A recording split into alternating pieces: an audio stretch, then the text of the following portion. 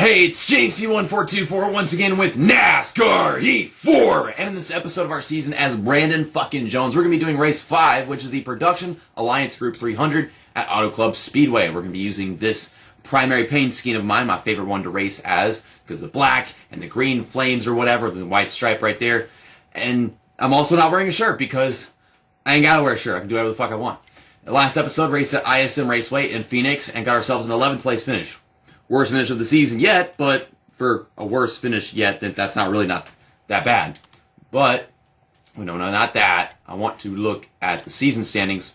We are still at the top of the points table, just 9 points ahead of Tyler Reddick, and like 23 points ahead of Chase Briscoe, I think. Christopher Bell's moved up to 7th. You'll see Ryan Sieg is in 17th right now. He's gained a position in the last race. And then we got Jeffrey Earnhardt, who finished 30th at ISM after starting 37th, and he is 25th right now. So, hopefully, he can get into the top 20. That'd be nice. We'll see him finish in the top 20. That'd be cool. If at all, any kind of success would be nice for that driver that I was originally going to be doing this Let's Play with. But Auto Club, I'm excited to race here. Love this track. Let's go out there and have some fun. I don't think that this track is one where you can just go without off-throttle time. So that should be concerning because that's quite a while since we've come here and not have to have off-throttle time in the Xfinity Series as far as I'm concerned. I don't remember if that's actually correct in NASCAR Heat 2 and NASCAR Heat 3, though. And you don't come here in the Truck Series, though truck racing here would be pretty good. And at some point they did. I think, like, I used to play NASCAR 09 or NASCAR 08, and you could do the truck racing there. I don't know what year specifically they took it out, if it was there. I don't know, maybe I have a bad memory. I don't freaking know. But pole lap time is a 39, 34, or 35, whatever you want to call that. Well, I'm looking at it. Does it look like we can get a good lap time? No, not. Like, about a full second off. A little less than a full second compared to what it was last time at ISM. But 16th, that's on the outside. Put me on the inside. Ryan Sieg is starting 9th. Man, Ryan Sieg is just good in this game. He's just good. That's cool. Christopher Bell starting in 11th. And then Jeffrey Earnhardt starting 20th. Well, that's not too bad. Jeffrey Earnhardt can move from there, and hopefully he does as good as he did moving through the field in the last episode, because then he could find himself finishing 13th. Gained 7 positions, finished 13th with, I guess, terrible equipment, because he always runs badly, leading me to believe he has terrible equipment. So we're stuck on the outside. Darn. This game is so unsaturated compared to the last few NASCAR games. I mean, sure, you look at one angle and it's colorful. Whenever I look at this paint scheme, my green is not green enough. We need some Rachel green. That's what we need. Not this. Like, you look at the back of the car and it's not enough for me. I feel like everybody else's car is more colorful than mine. Man, this track looks beautiful in this game. I gotta give you that much. The sky is perfect. The color of everything is perfect. I know it's gonna change after the first stage, and hopefully it's not too off for me. I don't mind like a nice sunset ending of the race, but really good start, passing Blake Cook and Justin Allgaier. Actually, I don't know if that's Blake Cook anymore. Maybe it's like Justin Haley. I have no idea. I'm losing track of time with all these drivers. Christopher Bell's on the apron. I wanted to pass him, but I didn't move up in time, so I'm bouncing around everybody. But there's no real ping pong in this game, so that's great to have been taken care of. It seems we have 3 laps in the first stage. Christopher Bell gave me a push, and I suppose that helped because it pushed me clear of Ryan Sieg. And then I can give you another push just to help you out. Okay, I'll put it right behind you. Gosh, this track is so freaking bouncy, which is realistic. I'm trying to give him the push he gave me. I guess I helped him out a little bit. I mean, right, that's just him being on the bottom lane is making it that much better. Because in the end, you just kind of maybe overdrive the corner. I don't know if it helped me that much at all. Oh my god, I feel it. I'm getting bounced all over the damn track. I feel the controller, and I'm watching the car. I'm just trying to turn down a little bit, and things are jumping all over the place. We're coming to the end of the second lap of the first stage. We got 1 lap left, and the leaders are pulling away from us. That's not nice. Come back over here. You know do that. Jeremy Clements thinks he can work with me, but he's all the way over there. You can't keep up with me. You're a racist. Christopher Bell's trying to work the outside line. That don't work. That don't work anywhere in this game. And the racist is back. We get behind you. pull myself away from this guy. I mean, 9th place, I can take that in the first stage. Move up some more positions in the second one. And then probably just pass everybody because of them having worn tires. My car? Nah, it don't want to turn. No, it just... Nope. Nah. Okay, so we're not getting 9th. We're getting 10th. So we get 1 stage point. Christopher Bell, he made the top work purely because the top works here in reality, but that's not supposed to work in the game because it just doesn't work anywhere. But my tires got so worn that I just couldn't make it stick in 3. Maybe I could have tried harder. I don't freaking know. So yeah, we're not pitting. I didn't even check to see who won the first stage. Maybe like we could see him from here. It looks like maybe Cole Custer or something, like a slightly off white car. I could be completely wrong. I have no idea. Maybe if I fly through the field in this restart, we'll actually be able to take a good look. We got 4 laps in the second stage as opposed to the 3 that were in the first one, so this will be a little bit longer. And if their tires finally fall off, like in the last 2 laps, then yeah, we'll totally win this one. Because we get that good restart speed. If I could just stick around, we can make it happen. No, Cole Custer's right here. I was thinking of that cookie car, or whatever the heck it is that was in freaking NASCAR Heat 3. I don't know, it just reminded me of cookies. It's freaking Noah Gragson leading this thing. Once again, he was the guy I was planning on doing this Let's Play with. It's just unfortunately he's not driving a Toyota in the Xfinity Series. So I was like, nope, can't be him. Some other time.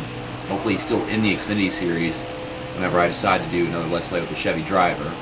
Or maybe he'll be driving a Ford, because next I want to do an Xfinity Series Let's Play on NASCAR Heat 5 with the Ford Mustang.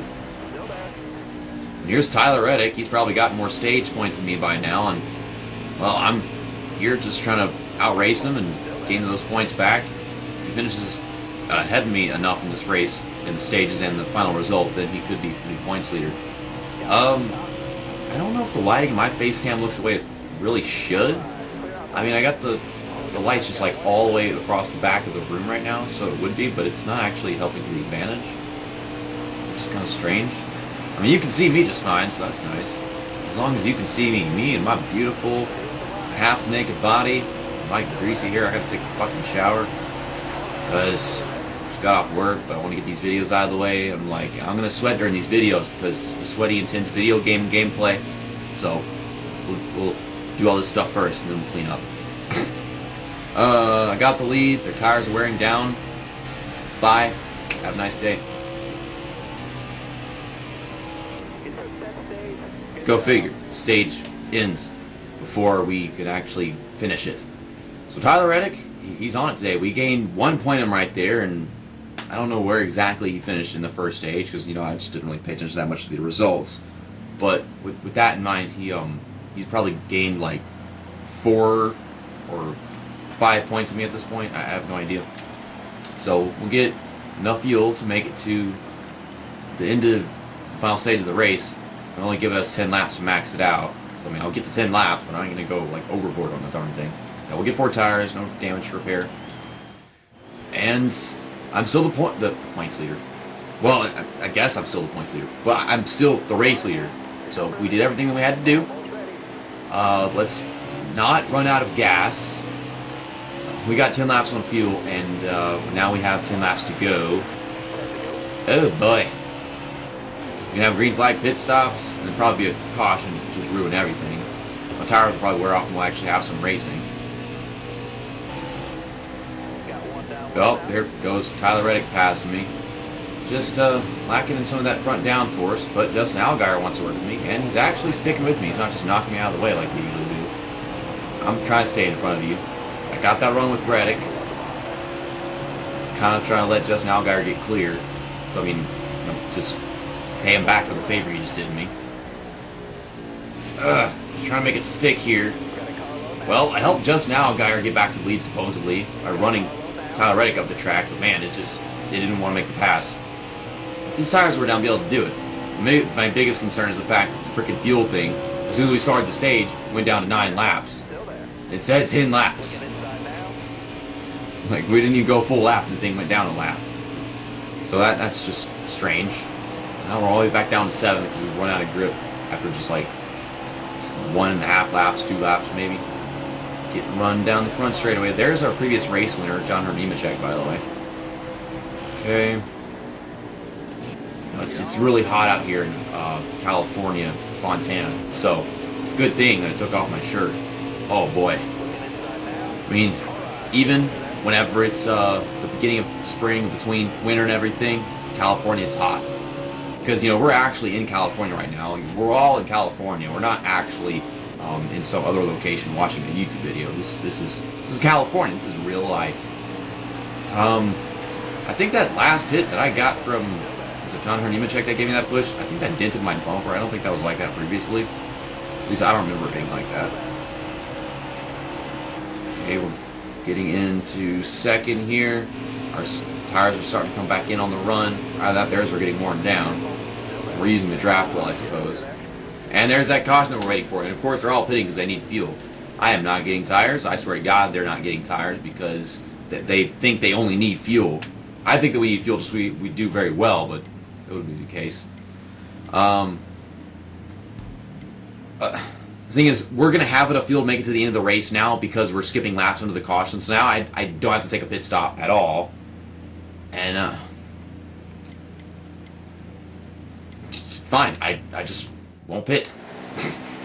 Well, it says I pitted, but I didn't do anything in my pit stop.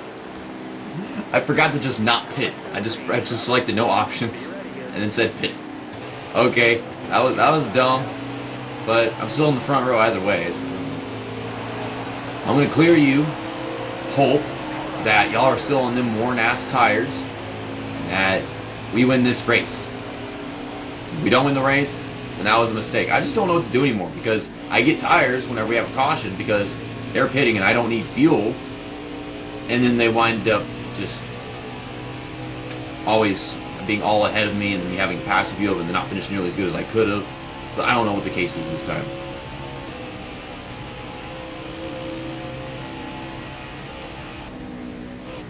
You're gonna blow tires, dude.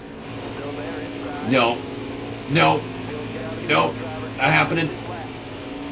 Come on, get that run again. Get that run again. Really?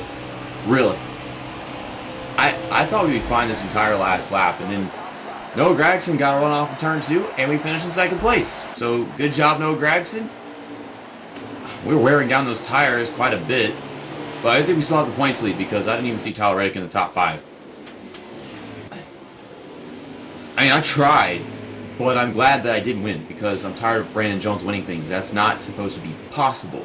Can't be too surprised because Noah Gragson, he got a stage win, then I got one, then he came back and he got me. But Jeffrey Earnhardt finished in 8th place. That is awesome. What about Christopher Bell? Christopher Bell. He finished 25th. That's not good. Ryan Sieg, didn't he start up here? Right? Yeah, where did he go? Ryan Sieg. Everything's ass backwards in this freaking race.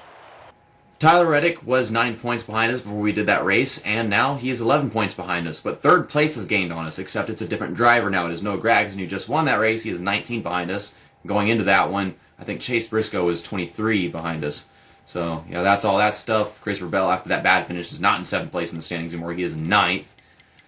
Ryan Sieg has dropped all the way down to 21st. That frickin' sucks. But Jeffrey Earnhardt, he gained 2 spots. So, yeah, everything's just ass backwards. Usually it's the complete other way around, and I wish we could just all 3 of them do all good, Just all of us finish top 4.